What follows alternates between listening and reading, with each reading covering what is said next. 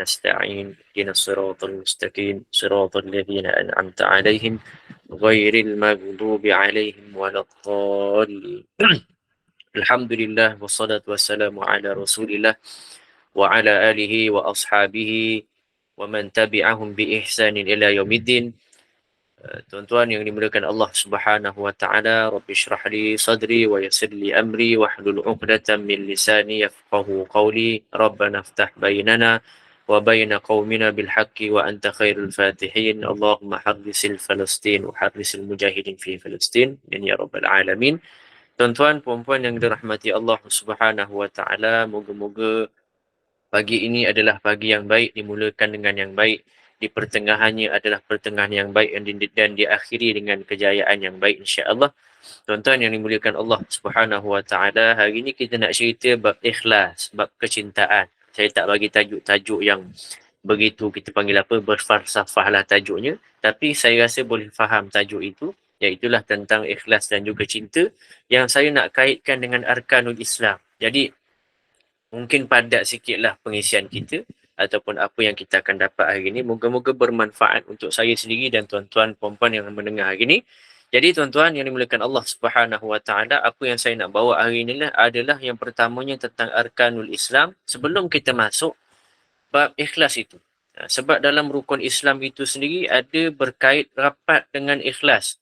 Kalau kita buka satu kitab yang namanya kitab Ar-Risalah Al-Jami'ah daripada Yaman itu, tuan-tuan, saya banyak buka kitab Yaman begitu sekarang ni, dan bersama di tempat saya begitu juga. Disebut dalam tu Arkanul Islamul Khamsah. Arkan ni tuan-tuan, rukun Islam itu ada 5. Arkan ni jamak kepada ruknu. Ruknu ni dalam bahasa Arab lah. Tapi dalam bahasa Melayu dia membawa erti tiang sebenarnya. Rukun Islam tu lebih kepada bermakna dengan tiang. Tiang ataupun teras-teras bagi satu binaan Islam. Jadi tuan-tuan, rukun Islam ataupun nama lainnya adalah tiang-tiang Islam agama kita, tuan-tuan yang dimuliakan Allah Subhanahu wa taala. Agama kita, tiang agama kita tu ada 5 teras utamanya. Sekejap saya cerahkan sikit.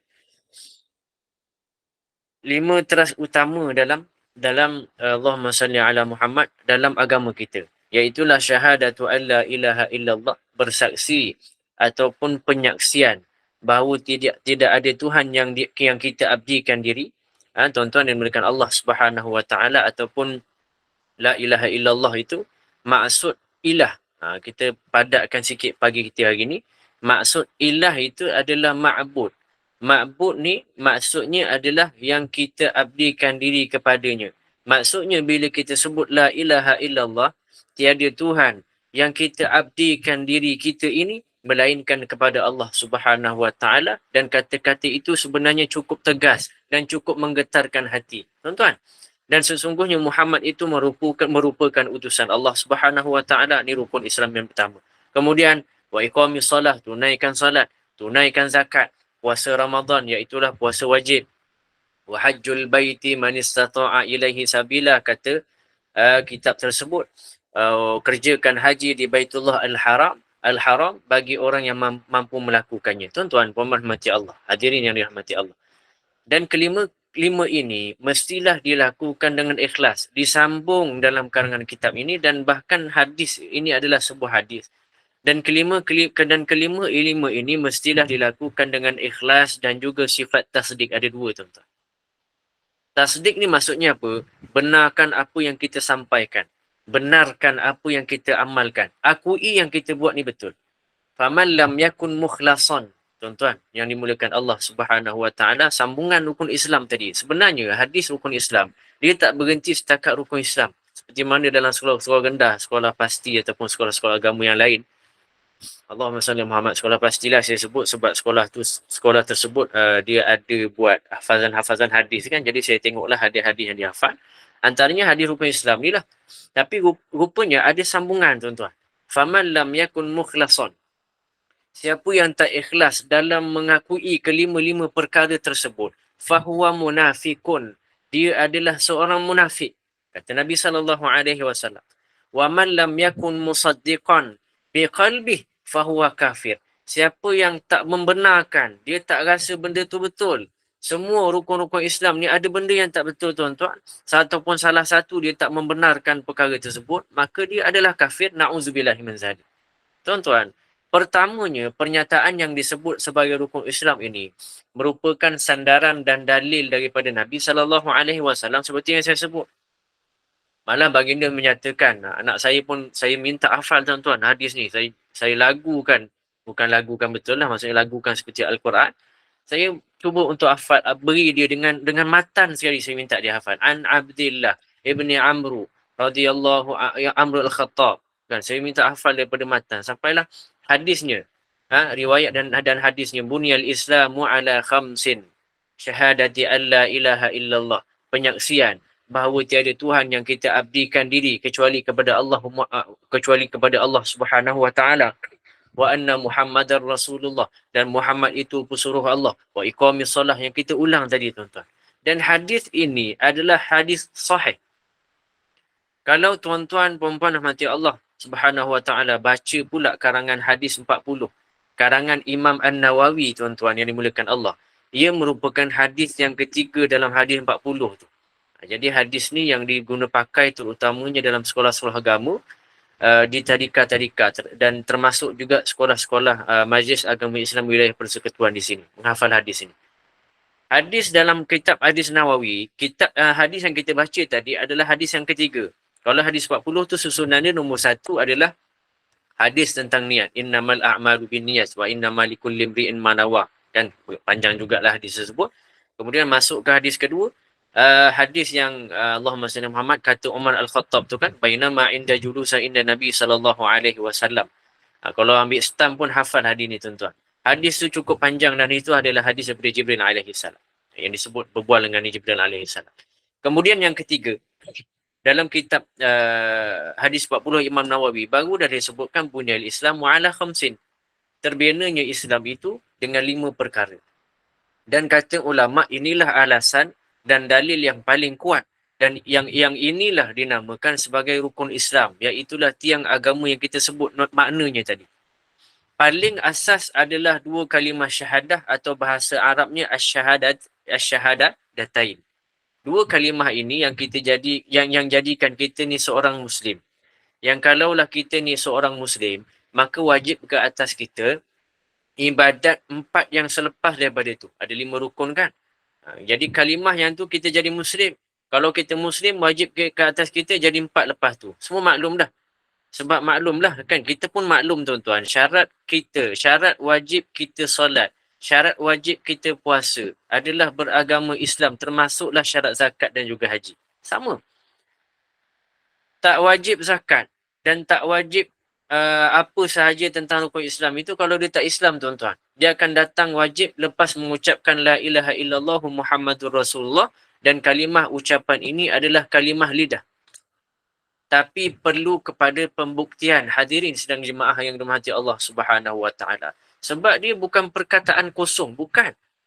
Syahadah bukan kosong, bukan syahadah penyaksian yang kosong, bukan.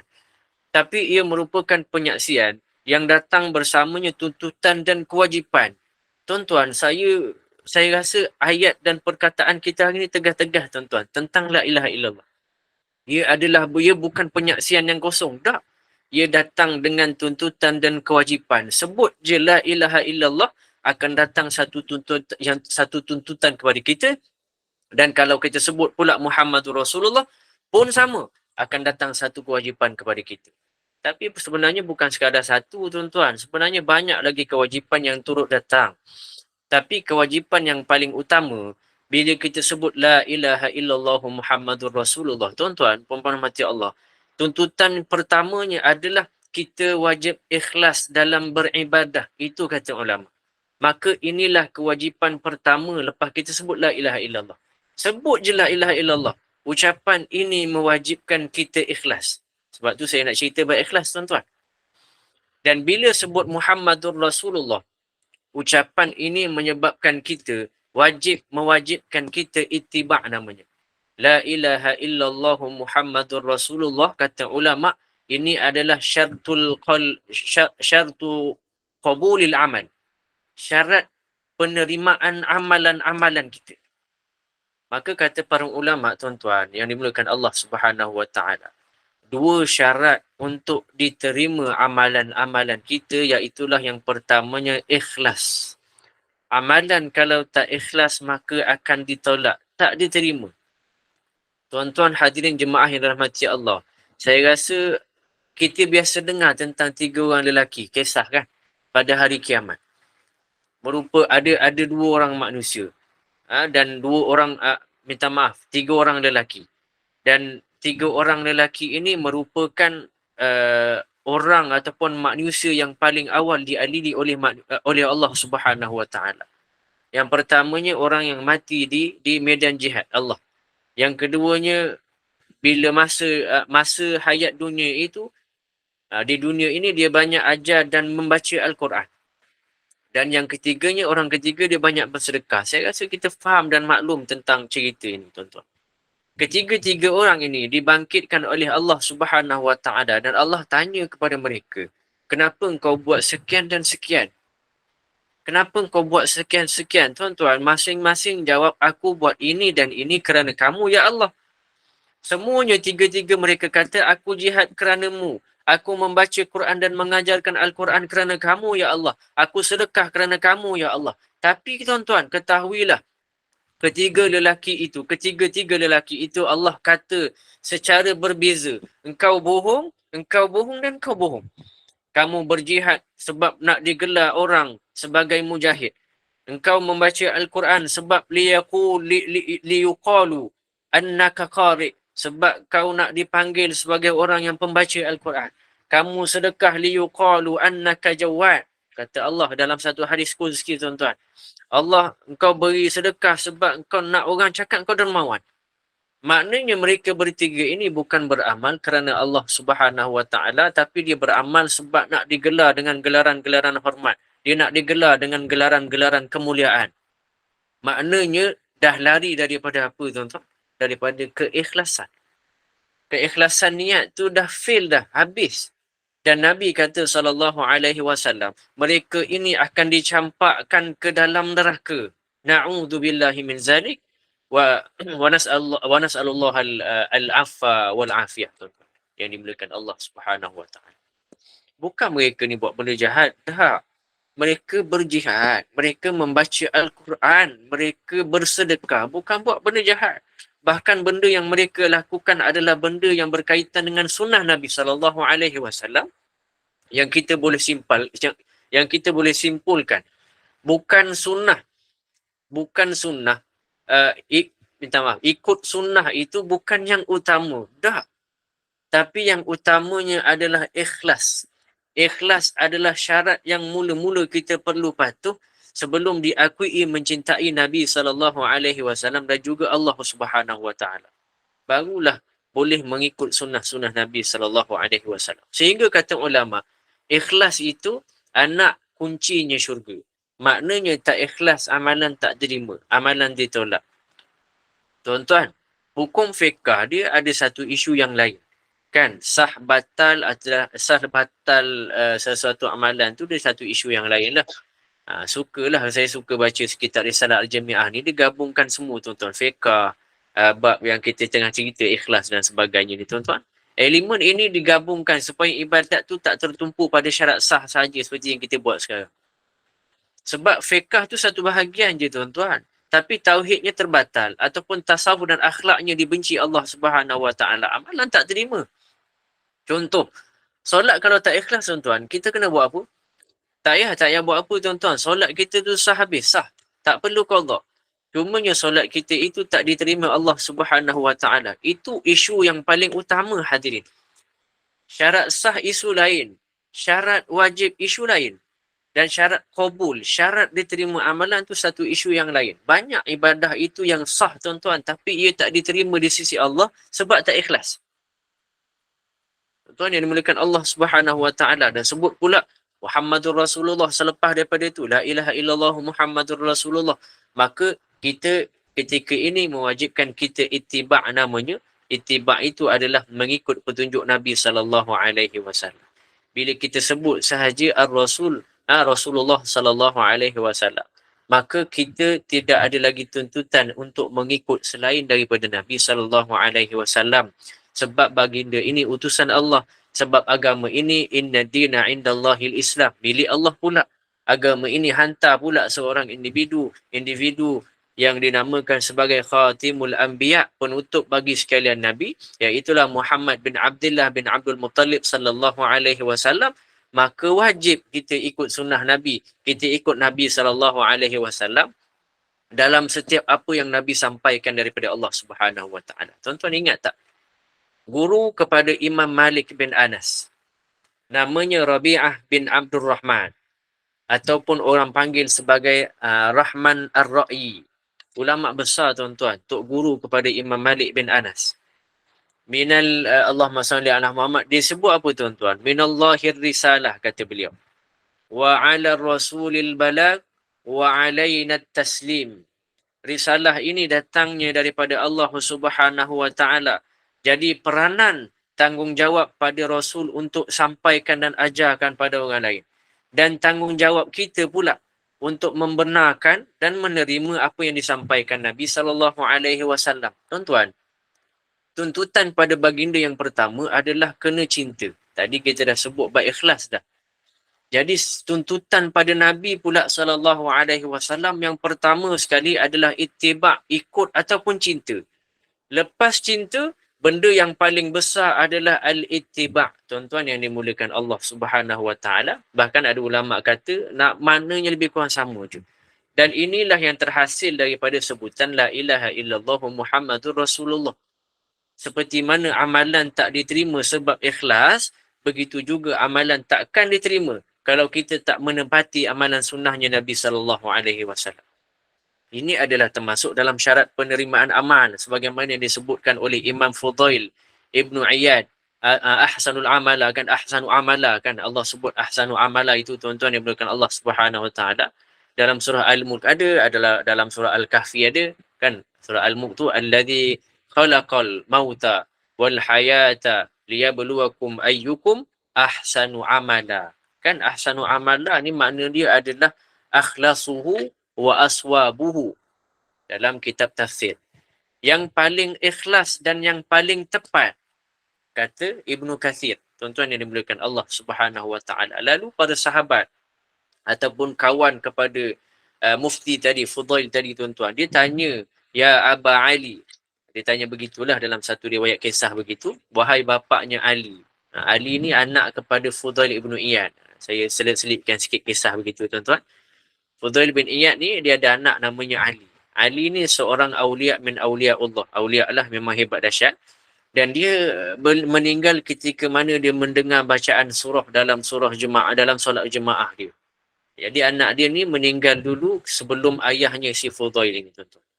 Cuma apakah yang dimaksudkan dengan akhlasuhu wa aswabuhu? Ikhlas. Iaitulah maksudnya adalah ikhlas dan juga tepat. Amalan itu dia jadi ikhlas sekiranya kita lakukan sebab Allah, semata-mata kerana Allah. Amalan tu dikatakan tepat sekiranya ia dilakukan mengikut petunjuk Nabi sallallahu alaihi wasallam, dan itulah makna kepada ahsanu amala yang kita bincangkan hari ini.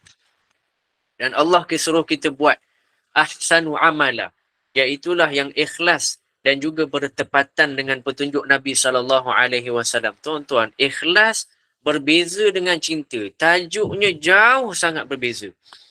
Kat sini tuan-tuan, saya ada satu kerja pembersih lah, tukang urut tuan-tuan, tukang urut. Kerja di Malaysia, di Saudi lama dah, 12 tahun, 10 tahun. Dia cerita kat saya, dia dah usaha nak bawa masuk isteri dia ke Saudi sebelum ni, ataupun ke Malaysia sendiri sekarang, 10 tahun dah tuan-tuan. Nak bawa ke Malaysia ni 10 tahun dah datang Malaysia. Kumpul duit kan, urus visa, dia kumpul duit di sini, sampai nama dia kena blacklist lah. Sebab nak membenarkan ataupun nak cuba bawa isteri. Cukup masa tuan-tuan, rezeki dia dapat bawa masuk isteri dia ke Malaysia. Ataupun di tempat, saya tak pasti di mana, saya rasa Malaysia lah ketika itu. Dia banyak negara dia dah pergi. Lebih kurang dia kata kerja lepas tu kerja 6 bulan. Alhamdulillah dapat kerja 6 bulan bersama dengan isterinya. Tapi tuan-tuan, yang menjadi musibahnya adalah, ujiannya adalah isteri dia lari ikut orang lain.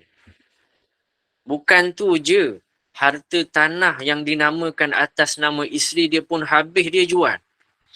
Tuan-tuan, cinta dia terkadang hadir dengan kesakitan. Dia berbeza dengan ikhlas. Beza, tuan-tuan.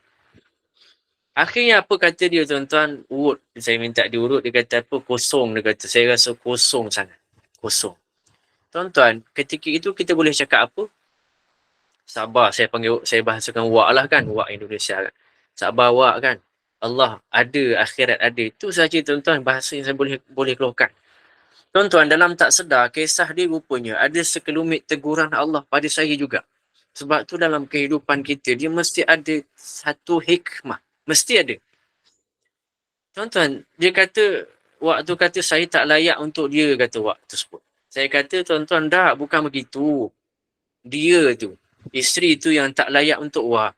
Sebab wak ni dahsyat, tuan-tuan. Dia banyak belajar ngaji walaupun dia banyak merantau. Sangat-sangat.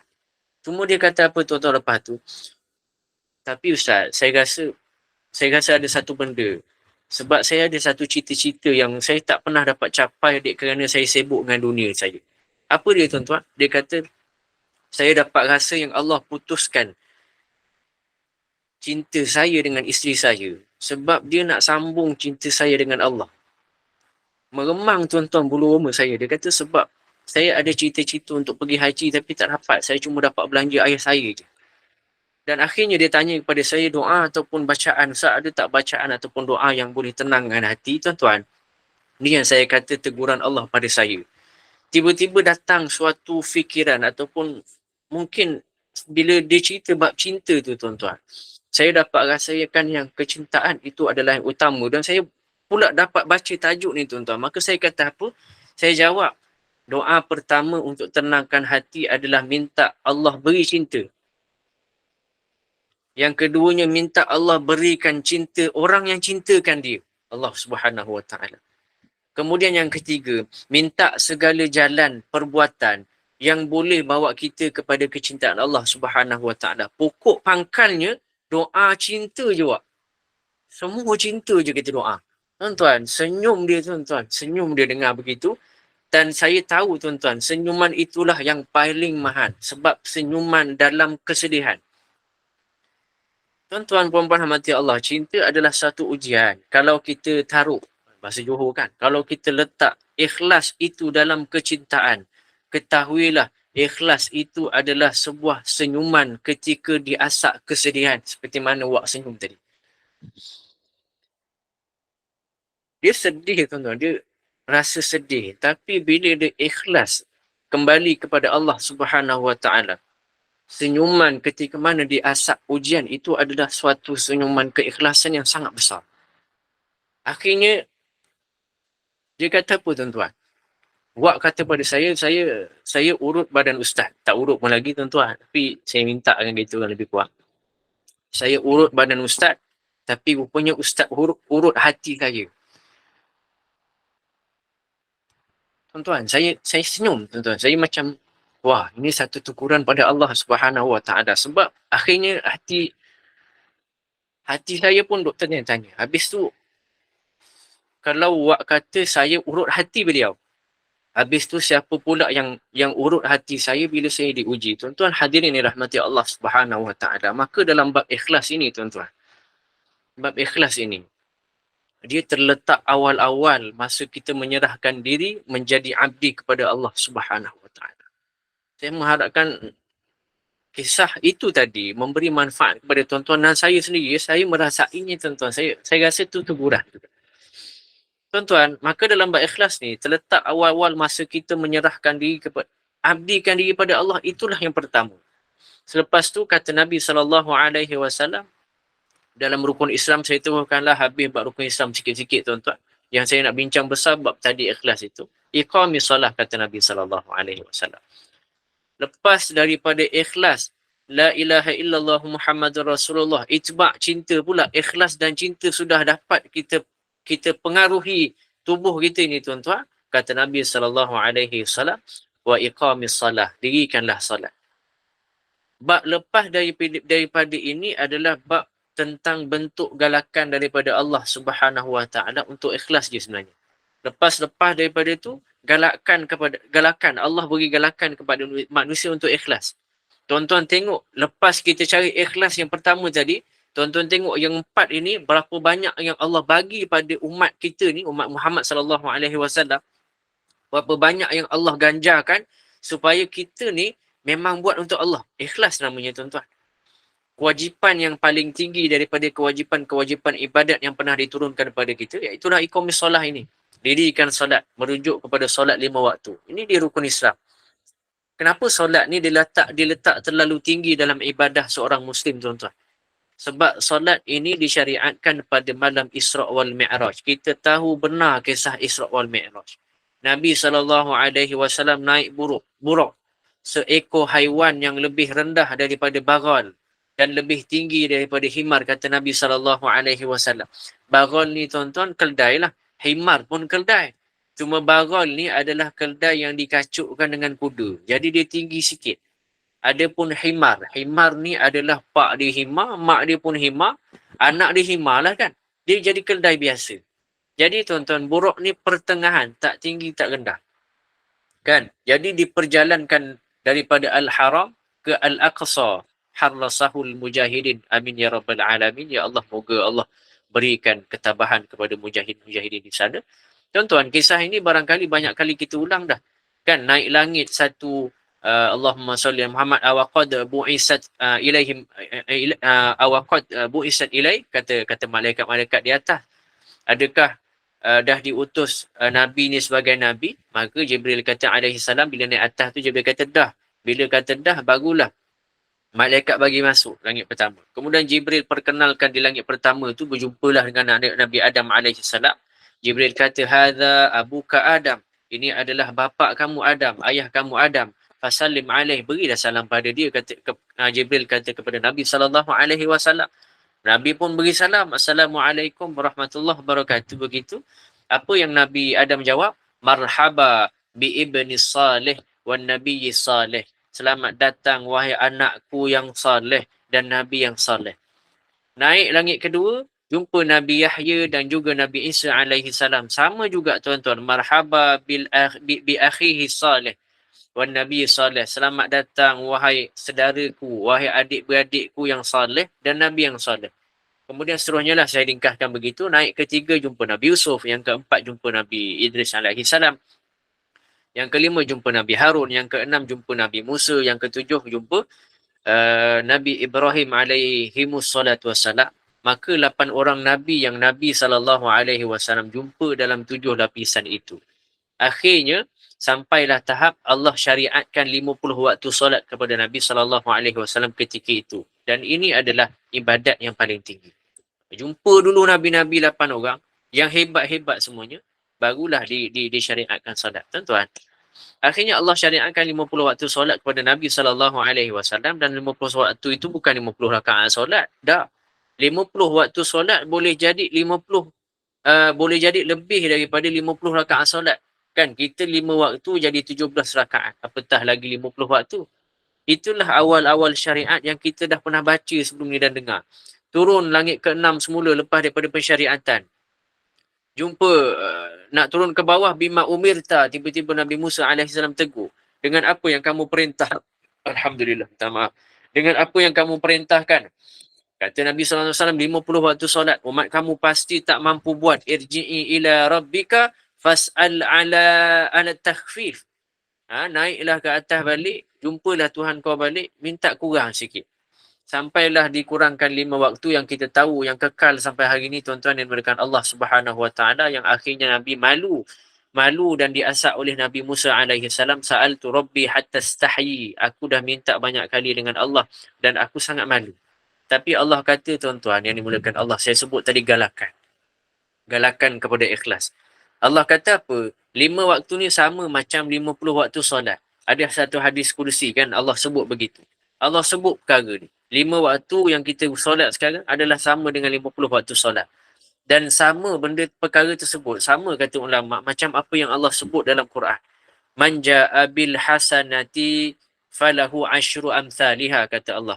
Wa man ja'a bi sayyi'ati fala yujza illa mithlaha wa hum la yuzlamun. Siapa yang buat satu kebaikan, kata Allah, maka dia akan dapat 10 ganjaran pahala. Bayangkan tuan-tuan, kalau kita buat 5 kebaikan, ataupun 5 waktu solat, digandakan 10, maka ia akan menjadi 50 kebaikan ataupun ganjaran. Dan semuanya itu adalah galakan untuk ikhlas. Semuanya Allah beri habis dah. Cuma berbeza latihan dalam rukun Islam ini adalah, tuan-tuan, selepas adanya keikhlasan itu, kita mesti bergerak. Mesti. Sebab tu namanya iqamis salah. Iqam ni, tuan-tuan, dia satu pergerakan, satu perbuatan. Sebab ada di negara kita ni, saya suka untuk tarik perhatian, tuan-tuan. Sebab ada di negara kita ni, ada orang yang solat hanya dengan ingat Allah je, tuan-tuan. Dia niat dalam hati, ingat Allah dalam hati, dia rasa macam dah selesai dah solat, kata dia. Siap bagi dalil lagi. Surah Taha. Wa aqimis salata li dhikri. Maka solatlah aku dengan cara ingat aku je. Tuan-tuan, sedangkan bila sebut aqimis salah itu, dia lebih maksud berdiri. Diri ni af'al, perbuatan. Sebab tu solat yang hakiki, tuan-tuan, adalah solat yang ditunjukkan oleh Nabi SAW. Masalahnya mereka yang kita cerita ni tadi, dia tak percaya pula dengan Nabi. Dia jadi anti hadis pula. Mereka namakan diri mereka ni dengan Quraniyun. Lawak, tuan-tuan. Nampak gah namanya, Quraniyun. Tapi hakikat sebenarnya, Quraniyun ini, orang-orang yang mengikut Quran sebenarnya adalah orang yang ikut Al-Quran dan Sunnah Nabi SAW. Bukan yang anti dengan perkataan dan menafikan kewujudan Nabi SAW. Maka ulama' sebut perbuatan ini salat. Salat ini yang mesti beriringan dengan yang pertama tadi, iaitulah ikhlas, adalah dinamakan sebagai ibadah badaniyah, tuan-tuan. Bab solat ni kita serah pada pakar lah yang ada dalam sepak ni juga, tuan-tuan, yang dimulakan Allah Subhanahu Wa Taala. Sebab saya tak nak bincang bab fiqh. Saya nak bincang bab ikhlas itu, tuan-tuan. Jadi itu boleh tanya pakar-pakar yang lain. Cuma yalah, kalau dalam fiqh ni seronok, sebenarnya fiqh ni seronok. Macam kita cerita bab apa tadi sebelum ni, bab apa, Allahumma salli Muhammad, bab pusaka kan. Fiqh, tuan-tuan, seronok, tuan-tuan. Fiqh ni dia banyak soalan boleh keluar. Kan dalam sembahyang tu, sebagai contoh, benda yang mungkin orang jarang berbincangkan adalah kunut nazilah. Kan kunut nazilah ni ataupun kunut biasalah, Allahumma hadina fiman hadait wa afina fiman afait wa tawallana fiman tawallait wa barik lana fima a'tait. Makmum kena buat apa, tuan-tuan? Adakah amin sahaja? Ya, amin kan. Cuma apakah yang berlaku? Kenapa ulama' Malaysia, kan, adat ulama' dulu, fa innaka taqdi wa la yuqda alaik, tiba-tiba sampai situ, tuan-tuan, imam kena perlahankan bacaan. Kenapa? Sebab dalam kitab fiqh itu, tuan-tuan, ataupun dalam perbahasan fiqh itu, fa innaka taqdi, bila sesuatu perkataan yang berbentuk pujian kepada Allah Subhanahu Wa Taala, kita tak boleh mengaminkan. Maka ulama' suruh kita ataupun imam tu perlahankan bacaan ketiga itu supaya makmum belakang tak aminkan. Adapun dalam kitab fiqh tu ada 3 kaedah kita boleh buat ketika mana imam perlahankan bacaan. Yang pertama, kita boleh sambung bacaan imam ataupun sama-sama sebutlah fa innaka taqdi wa la yuqda alaik wa innahu la yadhillu man walait. Jangan sebut amin. Satu kesalahan. Ataupun kita boleh sebut Allahumma salli Muhammad. Riwayat kedua yang sebut kita balas dengan asyhad. Fa innaka taqdi wa la yuqda alaik wa innahu la yadhillu man walait. Itu pujian kepada Allah. Kita sebut apa? Asyhad. Asyhad. Begitu, tuan-tuan. Ataupun kita ambil jalan yang paling mudah, iaitulah sakat. Sakat ni senyap lah. Senyap itu adalah lebih utama. Itu perbincangan tentang fiqh dan ia seronok, tuan-tuan. Maka, tuan-tuan, lepas daripada solat, tuan-tuan pemandang yang dimuliakan Allah, lepas daripada solat, maka adalah ibadah maliyah. Saya tak tengok ruang komen mesej ya, tuan-tuan. Akhir nanti, insya-Allah. Maka adalah ibadah maliyah. Solat, lepas solat tu, maka kita akan bertemu dengan ibadah maliyah, iaitulah ibadah tentang harta benda, iaitulah zakat. Dan turutan ketiga ini, iaitulah zakat ini, adalah harta yang berkaitan dengan maliyah, berkaitan dengan harta lah. Dan ini pun adalah kedudukan ibadah tertinggi dalam Islam. Bahkan ia adalah rukun Islam yang wajib juga. Yang wajib dan juga diceritakan dalam bab fiqh. Gitulah. Kemudian wasaumi Ramadan, kan, puasa Ramadan. Tuan-tuan kalau nak hafal hadis ni, dia ada lagu dia, tuan-tuan. Apa saya pun tak ingat, dia ada lagu. Siap bunyi bush-bush lagi. Kalau siapa yang hantar hantar ke sekolah-sekolah yang menghafal hadis, saya rasa lagunya samalah. Dia ada bunyi bush-bush lagi. Sebab bush-bush tu dia kata pergi haji naik kapal terbang tu kan. Bush-bush gitulah. Seronok jugalah hafal hadis ni. Tuan-tuan, wasaumu Ramadan. Lepas tu masuk kepada puasa wajib. Puasa wajib ni banyak. Tapi yang jadi rukun adalah puasa Ramadan. Ada puasa wajib lain macam puasa qada namanya kan. Ataupun puasa nazar. Nazar ni pun kalau dalam kitab fiqh perbincangannya besar. Nazar ini hanya berlaku pada perkara harus je. Untuk perkara haram dan perkara wajib tak dibenarkan nazar. Aku nak meninggalkan maksiat. Kalau aku buat maksiat, maka aku kena bayar RM1 dalam masjid. Dan perkara itu tak sah nazar dia, tuan-tuan.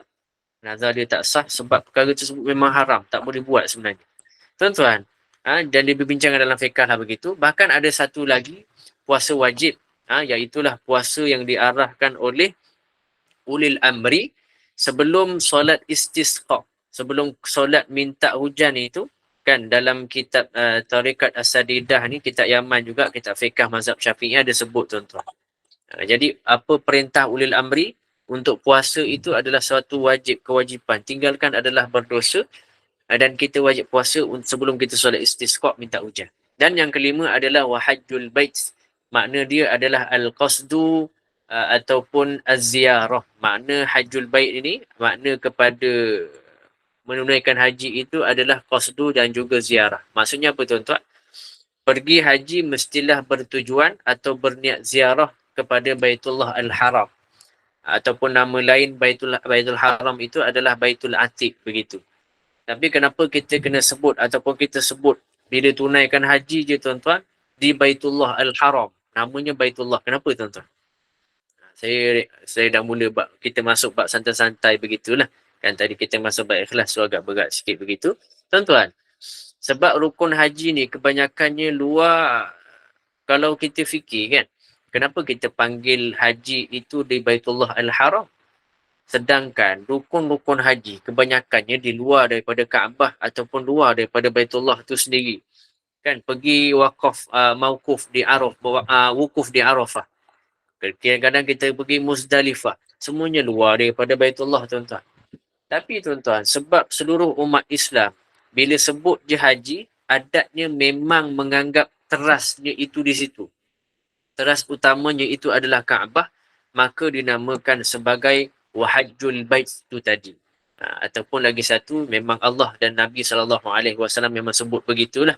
Tunaikan haji memang kat Mekah, maka kita sebagai adat kita pun mengikut begitu. Tuan-tuan yang dimulakan Allah Subhanahu Wa Taala. Maka solat itu adalah ibadat badaniah, zakat adalah ibadat maliyah, puasa adalah ibadat badaniah balik, ibadat kepada badan. Maka haji ini adalah ibadah kepada badan dan juga hartanya. Sebab itulah dalam rukun Islam ni mesti disambung dengan manistata'a ilaihi sabila. Rukun yang kelima ni mesti disambung bagi siapa yang mampu je. Dia mesti mampu dua benda, sihat dan juga hartanya.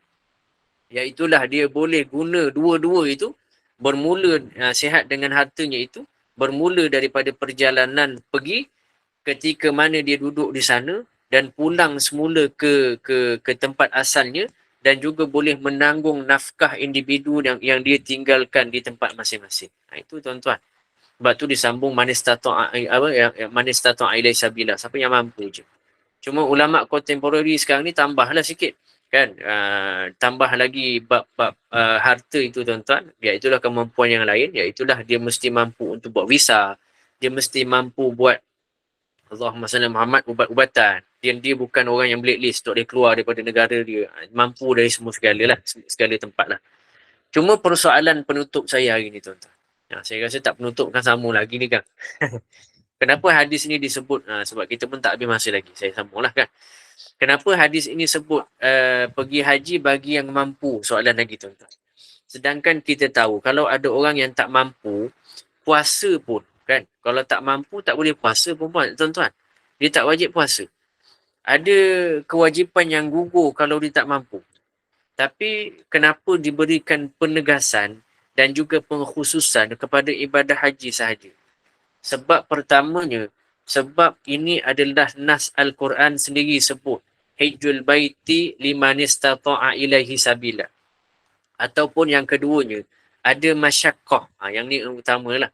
Kenapa dikhususkan ibadah haji sahaja disebut begitu, siapa yang mampu? Sebab ada masyakkah, ada kesusahan yang berat pada ibadah haji ini berbanding pada ibadah dan rukun-rukun yang lain dan rukun Islam yang lain. Solat kat mana-mana boleh tuan-tuan, tapi haji mana boleh, kan? Contoh buat kat Bangi haji, mana boleh tuan-tuan? Maka kepayahan dan kesulitan itulah kewajipan itu diikat dengan kemampuan tersebut. Maka tuan-tuan yang dimulakan Allah Subhanahu Wa Taala. Habis sahaja perbincangan bab rukun Islam tu tadi, penulis sambung sekali lagi, lepas tu mengingatkan semula bab ikhlas dan juga tasdik. Cuma ulasan ulama adalah siapa yang tak ikhlas, yang ni kita akan bincang sikit lagi. Siapa yang tak ikhlas, maka dia adalah seorang munafik. Asal munafik ni adalah nifakun. Kata asal dia adalah nifak. Jadi nifak ini terbahagi kepada dua. Satunya namanya nifak akidah dan satunya namanya nifak amali. Munafik akidah, munafik amali. Itulah bahasa Melayu kita. Akidah ni tuan-tuan. Munafik dari segi akidah ni saya kena terangkan satu persatu sebab jangan salah faham bab munafik ni tuan-tuan. Munafik ni ada dua sebenarnya. Satu bab akidah. Contohnya akidah ni siapa? Kalau zaman Nabi SAW, namanya Abdullah Ubay bin Salul. Abdullah Ubay bin Salul namanya, Rasul Munafikin, ketua kepada semua orang munafik dekat Mekah ketika itu. Dan munafik ini yang Allah sebut sebagai innal munafiqina fit darkil asfali minan nar. Munafik iktikad ini, munafik yang jenis menipu hati, menipu keislaman, inilah yang Allah sebut sebagai orang munafik yang akan direndam dalam neraka yang paling dalam. Lebih teruk daripada orang kafir. Maka yang kedua namanya nifak amali, munafik kepada amalan dia. Ni hadis yang kita biasa dengar lah tuan-tuan kan. Ayatul munafik salasah. Idza haddatsa kadzaba wa idza wa'ada akhlafa wa idza tumina khana. Hadis tentang munafik. 3 tanda orang munafik kan. Bila cakap dia tipu, bila cakap dia tipu. Bila keluar je kena kencing, begitu kan tuan-tuan. Yang dimulakan Allah Subhanahu Wa Taala. Bila janji je mungkin, gitu. Bila beri amanah je dia khianat. Tuan-tuan, munafik yang beramalan seperti ini. 3 sifat munafik ini adalah namanya munafik amalan dan tak masuk neraka. Paling dalam seperti yang disebut tadi tuan-tuan. Tapi dianggap sebagai perbuatan mereka ini serupa dengan munafik akidah tadi, lebih kurang sama. Cuma bila mereka ini taubat mereka itu mudah diterima Allah Subhanahu Wa Taala. Beza dengan Abdullah bin Ubay tadi. Abdullah Ubay bin Salul itu adalah munafik akidah sampai Allah tak benarkan Nabi SAW itu solatkan jenazah Abdullah Ubay itu tuan-tuan. Tapi jangan pula kita dengar kawan kita tuan-tuan satu hari tiba-tiba menipu kita kan. Kita anggap dia munafik dah tuan-tuan. Jangan begitu. Cakap nak datang pukul 8 tapi pukul 10 pun sampai ni. Kata nak mula program pukul 9. Pukul 12 baru mula ni. Kau ni munafik, aku tak nak solatkan jenazah kau. Tak tuan-tuan, jangan buat macam tu. Munafik yang tak terima taubatnya, tak diterima taubatnya adalah orang yang tak ikhlas. Saya sebut ikhlas ni banyak kali hari ni.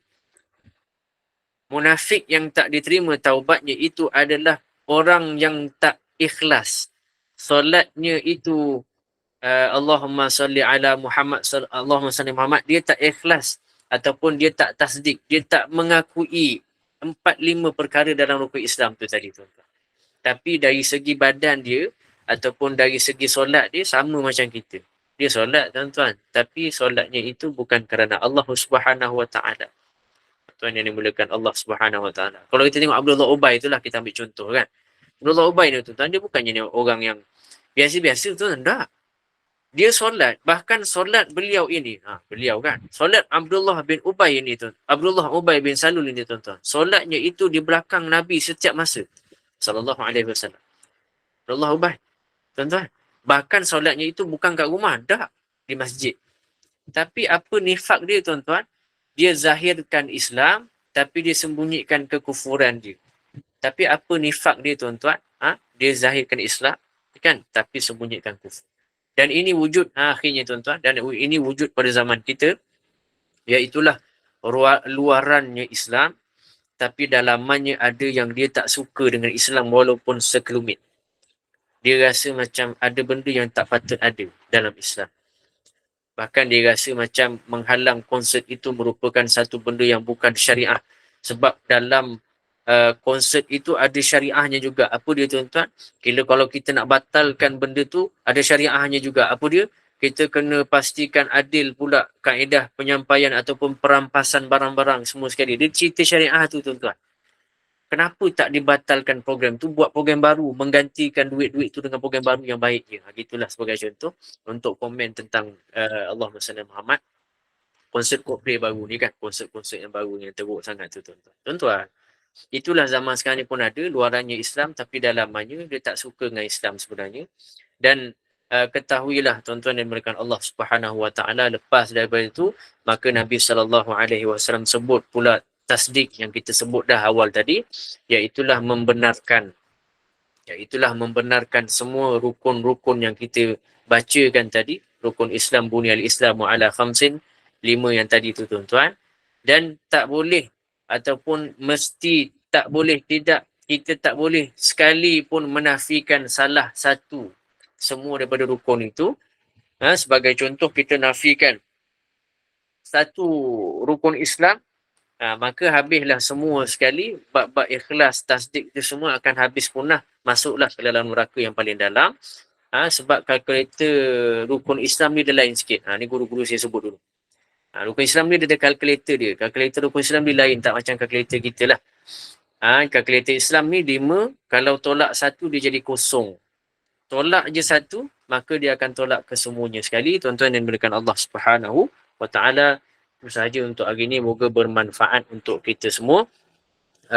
Dan juga memberikan satu pengisian hati dan juga pengisian yang Allah Muhammad, pengisian keilmuan yang baiklah, tuan-tuan dan berikan Allah Subhanahu Wa Taala. Jadi itu sahaja daripada saya untuk hari ini. Aqulu qawli hadza wa astaghfirullahal azim li wa lakum wa lisairil muslimin wal muslimat birahmatika ya arhamar rahimin. Saya serahkan semula kepada Allah Muhammad, kepada pengurusi ataupun kepada majlis kita pada hari ini. Okey, baik. Terima kasih Ustaz Zakir. Mungkin ada yang nak bertanya sebarang kemusykilan, apa-apa jua persoalan untuk dikemukakan kepada Ustaz. Ada, dipersilakan. Ya. Ya, mungkin ada yang nak bertanya. Silakan para jemaah.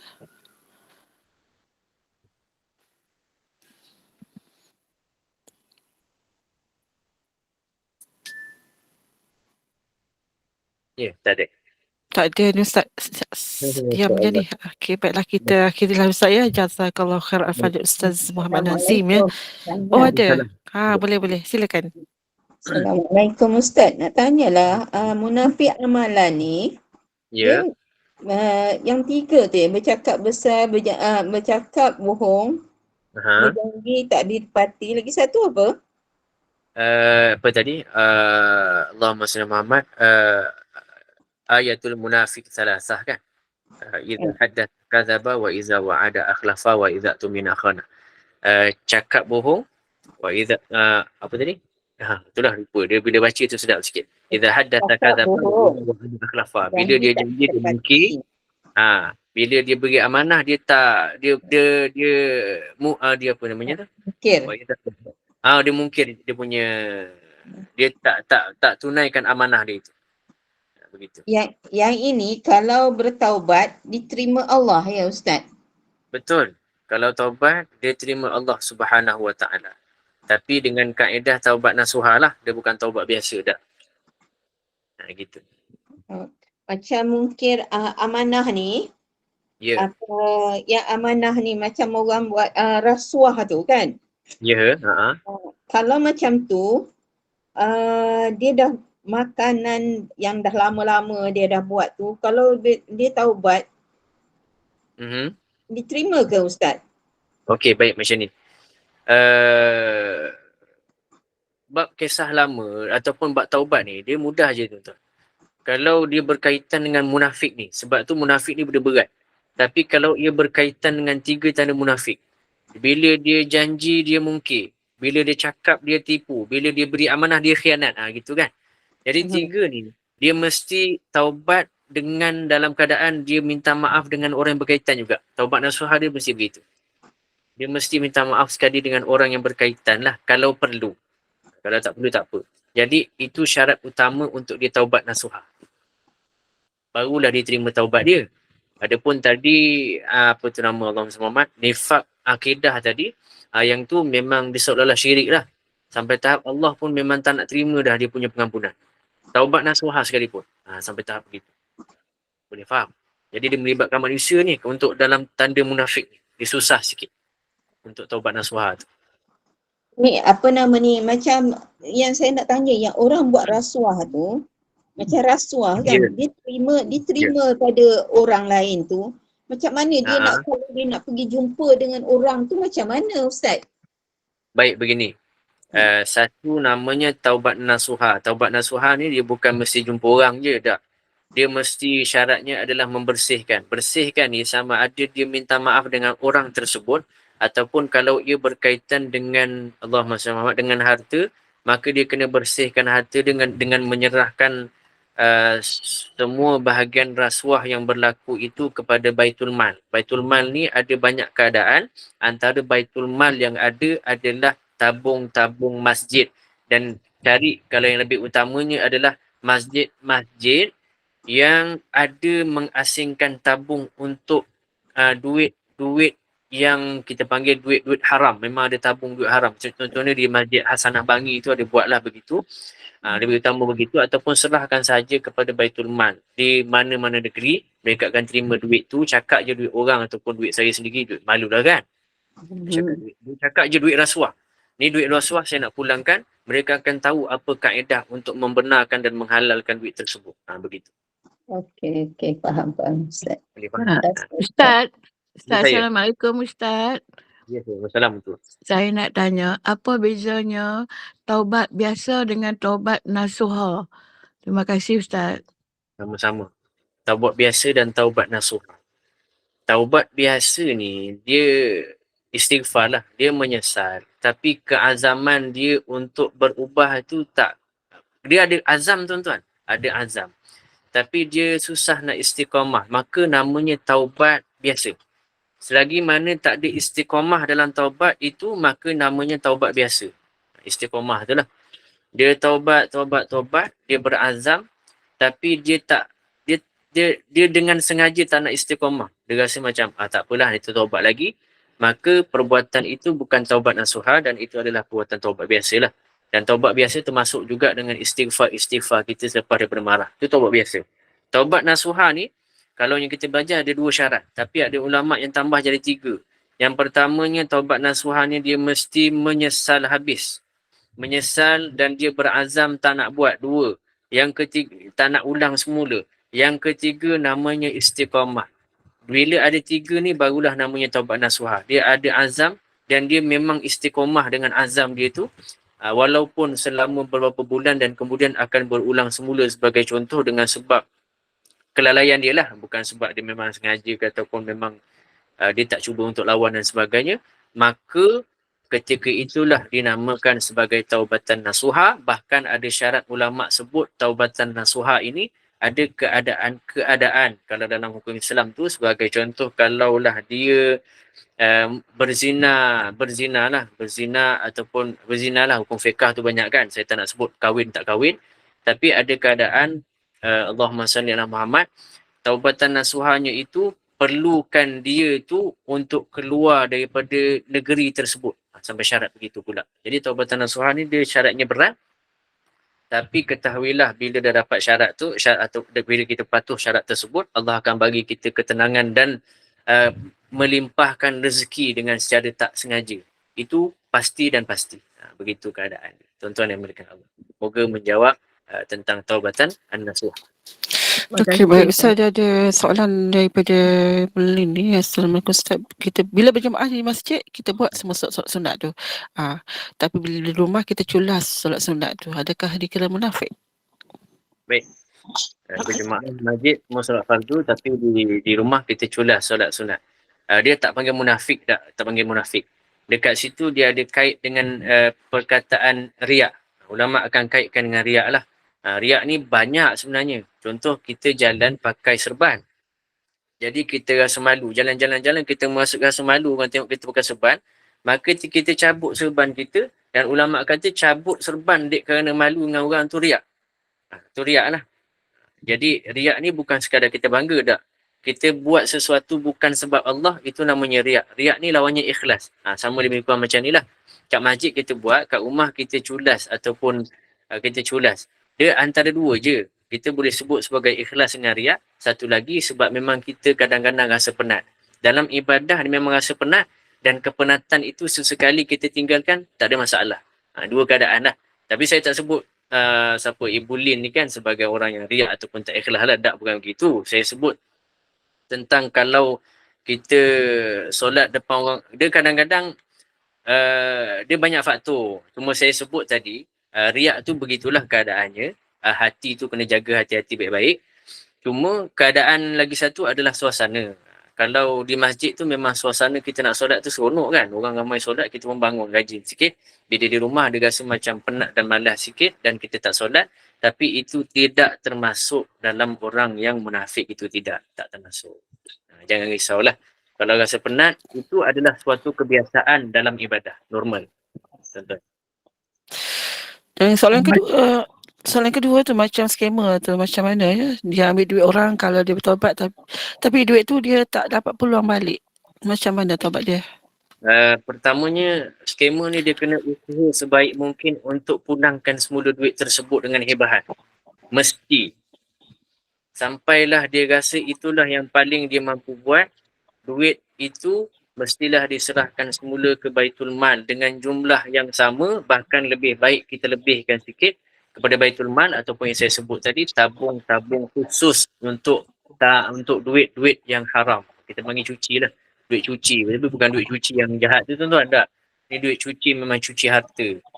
Dan perkara tersebut adalah dibenarkan oleh Nabi SAW. Terima kasih. Moga menjawab soalan lah. Kalau dia tak jawab soalan, maklumkan bertanya. Assalamualaikum Ustaz. Assalamualaikum. Saya nak tanya ya, andainya kita sedar orang tu munafik, adakah kita perlu menjauhkan diri kita daripadanya? Dan andainya orang tu adalah keluarga kita sendiri tu macam mana? Atau kawan baik kita? Dia macam ni. Macam Nabi SAW, walaupun dia tahu Abdullah Ubay bin Salul itu munafik, tapi Nabi tetap cuba untuk solatkan dia sebab nak bagi syafaat. Tuan-tuan tengok. Bila orang betul munafik, bukan tugas kita untuk menghukum dan menjauhkan diri. Tak. Kita kena tunjuk dan dakwah. Sama ada dakwah itu dengan bercakap, kalau mampu. Cakap main-main pun tak apalah kan. Contoh bohong. Kau ni asyik bohong je. Kalau mana-mana orang lain bohong kat kau pula. Kan, macam tu ke, cakaplah benda-benda yang mungkin azab Allah. Cakap sikit-sikit kan. Sikit-sikit je begitu. Main-main begitu. Ataupun kalau tak mampu, kita cuba tunjukkan yang kita punya akhlak itu sahaja. Kan, contoh, saya tak sebut contoh bab apa tadi, bab munafik tu lah. Saya sebut bab perkataan budak-budak ni kan. Dia sebut perkataan yang jahat-jahat sikit kat sini, bodoh dan sebagainya tu kan. Jadi saya datang, saya tukar perkataan tersebut. Saya cuba tukar dulu dengan perkataan yang baik sikit. Contoh, oh ni dah macam dodol dah. Gitu kan, saya tukar tuan-tuan. Jadi dia orang cuba ubah perkataan tersebut jadi dodol. Tapi yang lama saya kata dodol pun tak baik lah, macam mengejek. Lala diam, hilang bahasa tersebut. Begitulah keadaan dakwah. Kena cuba juga seperti mana Nabi buat kepada Abdullah Ubay bin Salul. Cuma akhirnya Allah tak benarkan Nabi SAW solatkan dia punya jenazah. Begitu. Terima kasih. Okey, nampaknya setakat itu saja Ustaz kan? Dah tak ada soalannya. Okey, jazakallahu khairan Ustaz Muhammad Nazim ya atas perkongsian ilmu ini mengenai ikhlas dan cintakan kepada Allah SWT. Dan sebagai hamba ni, kita hendaklah bersangka baik terhadap Allah SWT sebagai tanda kecintaan kita terhadap dia. Kita perlu positif untuk menerima takdir dan yakin dengan setiap doa kita kepadanya. Dan cinta berkait rapat dengan amal. Ramai mengaku cinta namun tidak mengikut suruhannya. Maka ikhlaskanlah hati dan ikutlah petunjuk Rasulullah SAW. Dengan itu, marilah kita sama-sama berusaha dan berdoa untuk menjadi hamba-Nya yang lebih mencintai Allah SWT dengan cara beramal bersungguh-sungguh dan penuh ikhlas. Dan Ustaz, kita tangguhlah dulu Ustaz ya, kuliah ini dengan tasbih kafarah dan surah Al-Asr. Silakan. Terima kasih. Kita tangguhkan majlis kita insya-Allah dengan kafaratul majlis. Suratul Asr. Subhanallah wa bihamdihi, subhanakallahumma wa bihamdika, nashhadu an la ilaha illa anta nastaghfiruka wa natubu ilaik. Bismillahirrahmanirrahim. Wal 'asri innal insana lafi khusri illa alladhina amanu wa 'amilus solihat wa tawasaw bil haqqi wa tawasaw bis sabri. Wa sallallahu ala sayyidina Muhammad wa ala alihi wa sahbihi wa baraka wa sallam. Alhamdulillahirabbil alamin. Terima kasih semua yang hadir hari ini. Sama-sama Ustaz. Sama-sama. Terima kasih Ustaz. Jumpa lagi insya-Allah. Pada jemaah sekalian, jumpa lagi.